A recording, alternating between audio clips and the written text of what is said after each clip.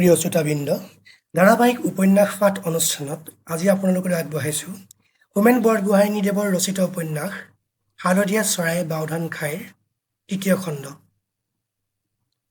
সেইদিনা দুপৰীয়া ৰখেশ্বৰহঁতৰ চৰুৰ তললৈ জুই নগ'ল।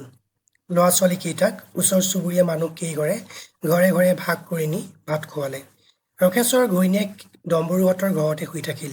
ৰখেশ্বৰে গা পা ধুৱাই চিন্তা বাদ দি পথাৰৰ পৰা বোকাৰে লুতুৰ পুতুৰ হৈ অহাৰ অৱস্থাৰেই পিৰালিতে গছৰ মুঢ়া এটাৰ দৰে জুপুকা মাৰি বহি ৰ'ল।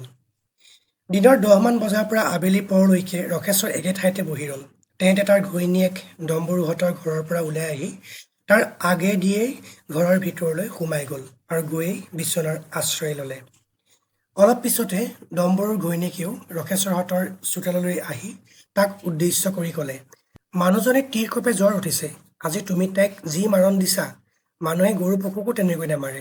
ডাক্তৰ কবিৰাজ এজন মাতি আনি কিবা এটা দেৱাই জাতি দিয়াৰ দিহা কৰা, নহ'লে কিন্তু তাই নাবাচিব। তুমিও ফাঁচিকাঠত ওলমিব লাগিব। ৰখেশ্বৰে মুখেৰে একো নামাতি আৰু কিছু সময় নিশ্চল হৈ বহি থাকিল।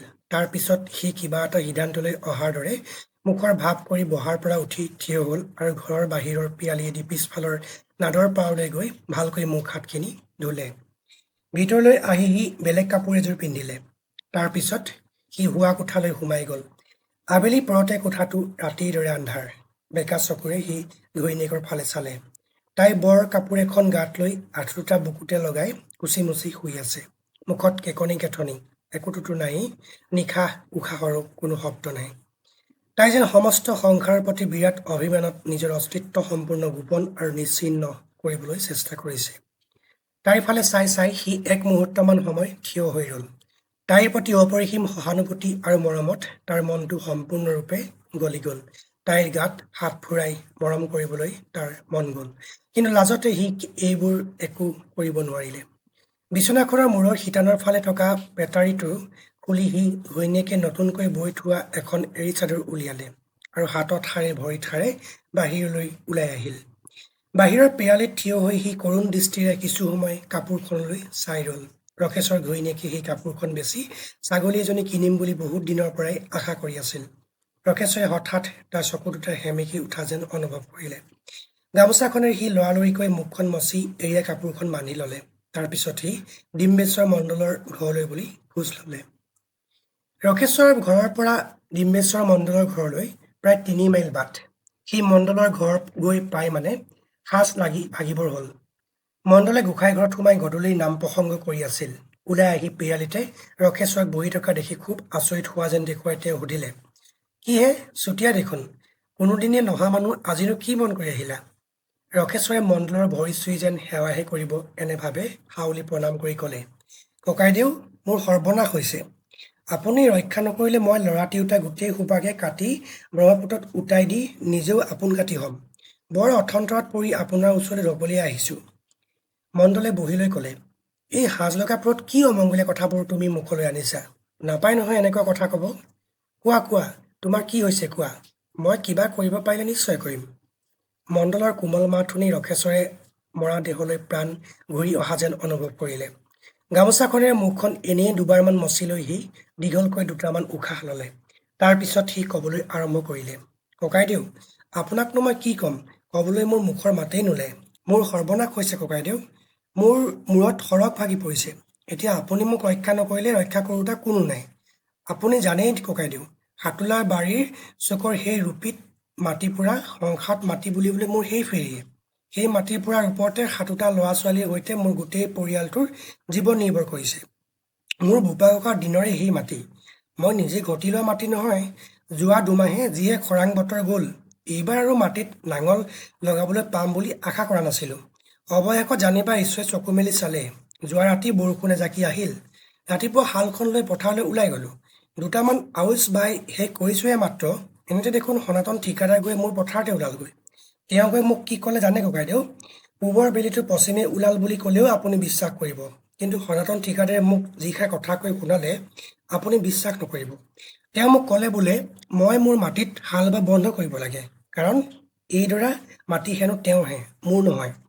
কোনোবাই যদি কথা নাই বাৰ্তা নাই মোৰ ঘৰলৈ আহি কয় বোলে, হেৰৌ ৰখেশ্বৰ, তই যিজনী মাইকীক লৈ আজি 20 বছৰে ঘৰ কৰিছ, ল'ৰা ছোৱালী জন্ম দিছ, সেইজনী মাইকী আচলতে তোৰ নহয়, মোৰহে।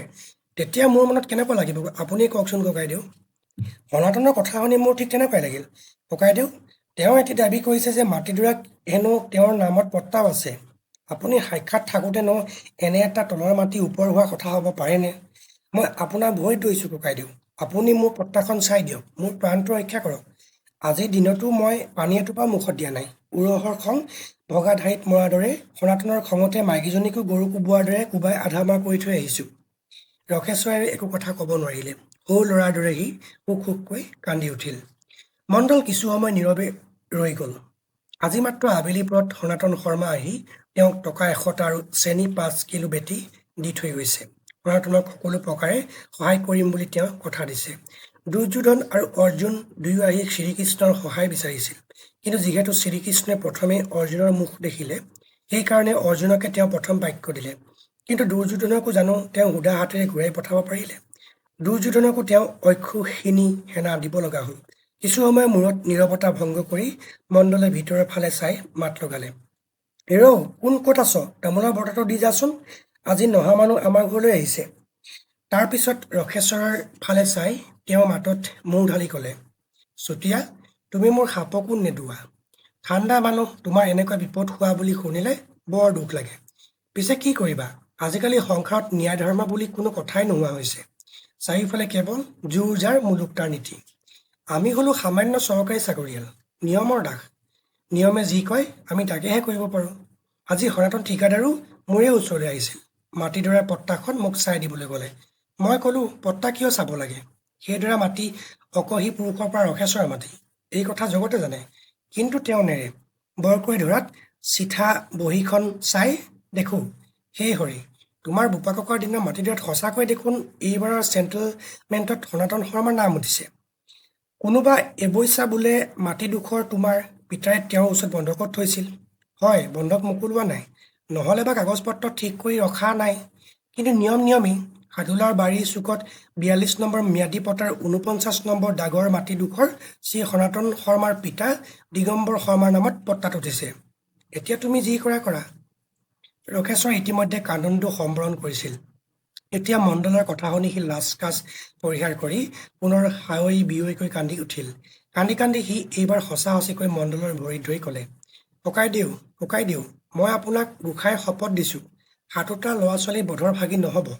মনত পৰিবৰ দিনৰ পৰা আপুনিয়েই এই লাটৰ মণ্ডল। আপুনি ভালকৈয়ে জানে মোৰ মাইকীজনী যেনেকৈ মোৰ, সেই মাটিডোখৰো মোৰ।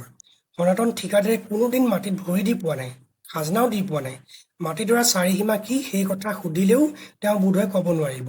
তেনেস্থলত আপুনি থাকোঁতে ছেটেলমেণ্টত তেওঁৰ নামটো পট্টাত উঠিলে কেনেকৈ? মণ্ডলে এইবাৰ অলপ বিৰক্ত হোৱা যেন দেখুৱাই ক'লে, তোমাক দেখোন ক'লোৱেই চুতীয়া, আমি যি কৰোঁ সকলো চৰকাৰী নিয়মতহে কৰোঁ। আমি দেখাত আৰু জনাততো মাটিডোখৰ তোমাৰেই। কিন্তু সনাতনে তাৰ ভিতৰতে এটা পইণ্ট উলিয়াইছে নহয়। তোমাৰ পিতাৰাই যে মাটিডোখৰ তেওঁৰ ওচৰত বন্ধকত দিছিল, সেই বন্ধক মুকলি কৰাৰ কোনো প্ৰমাণ নাই। গতিকে খৰিত সূত্ৰে এইবাৰৰ ছেটেলমেণ্টত তেওঁৰ নাম পট্টাত উঠি গ'ল। ইয়াৰ ভিতৰত তুমি মোৰ দুখটো ক'ত দেখিলা? ৰখেশ্বৰে গামোচাৰ বান্ধটো খুলি এৰী চাদৰখন উলিয়ালে। তাৰ পিছত কাপোৰখন মণ্ডলৰ ভৰিৰ ওচৰতে থৈ হাতযোৰ কৰি নমস্কাৰ এটা কৰি সি ক'লে, ককাইদেউ, যি হৈ গ'ল হ'ল, মোৰে ললাটৰ লিখন। পিছে এতিয়া আপুনিয়ে কিবা এটা উপায় উলিয়াই এই নিচলাক উদ্ধাৰ কৰক। আপুনি বুদ্ধিত বৃহস্পতি বুলি গোটেই মৌজাখনে জানে। আপুনিয়ে মোক কিবা এটা বুদ্ধি নিদিলে আন কোনে দিব? কওক, এতিয়া মই কি কৰিব লাগে? ডিম্বেশ্বৰ মণ্ডলে কেৰাহীকৈ কাপোৰখনৰ ফালে এবাৰ চাই পিছ মুহূৰ্ততে মুখত এটা নিৰ্বিকাৰ ভাৱ আনিবলৈ চেষ্টা কৰিলে। বেটাৰীৰ পৰা পোনে উলিয়াই অনা নতুন কাপোৰৰ খমখমীয়া গোন্ধটো তেওঁৰ নাকত লাগিলহি। চকু দুটা মুদি তেওঁ কিছু সময় গোন্ধটো উপভোগ কৰিবলৈ ধৰিলে। ৰখেশ্বৰে ভাবিলে, মণ্ডলে তাৰ কাৰণে কিবা এটা উপায় চিন্তা কৰিবলৈ ধৰিছে। ইমানপৰ দুশ্চিন্তাৰ উত্তেজনাত টনটনাই থকা তাৰ দুৰ্বল দেহটো এইবাৰ কিছু স্বস্তিৰ ভাৱত শিথিল হৈ আহিল। সি তামোল এখন মুখত ভৰালে আৰু তামোল পাগলি পাগলি পৰম আশাৰ সৈতে মণ্ডলৰ মুখলৈ চাই থাকিবলৈ ধৰিলে। ইফালে মণ্ডলৰ মনত ৰখেশ্বৰৰ এৰী চাদৰখন আৰু সনাতনৰ টকা 100টাৰ মাজত টনা আজোৰা চলিবলৈ ধৰিছে। বেছ কিছুপৰৰ মূৰত মণ্ডলে মাত লগালে, তুমি মোক বৰ চিন্তাতেই পেলালা চুতীয়া। এফালে আইন, আনফালে মানুহৰ মৰম চেনেহ। আইন ৰাখিবলৈ গ'লে মই তোমাক মৰম দেখুৱাব নোৱাৰোঁ, তোমাক মৰম দেখুৱাবলৈ গ'লে আইনে মোক সোধাই নেৰে। চেহ, কি কৰোঁ এতিয়া? বৰ চিন্তাতেই পেলালা তুমি। বহুত ভাবি চিন্তি এটাই মাত্ৰ উপায় বিচাৰি পাইছোঁ। তুমি আধি বোৰ্ডত এখন গোচৰ দিয়া। অৱশ্যে সেই গোচৰ কৰিবলৈ হ'লে তুমি যে আধিয়াৰ মাতৃগৰাকী নহয়, সেই কথাটো মানি ল'বই লাগিব। তাৰ বাহিৰে আন কোনো উপায় নাই। শাস্ত্ৰত কোৱাই আছে, সৰ্বনাশে সৰ্বোৎপন্নে অৰ্ধতম ত্যজ্যতি পণ্ডিতা।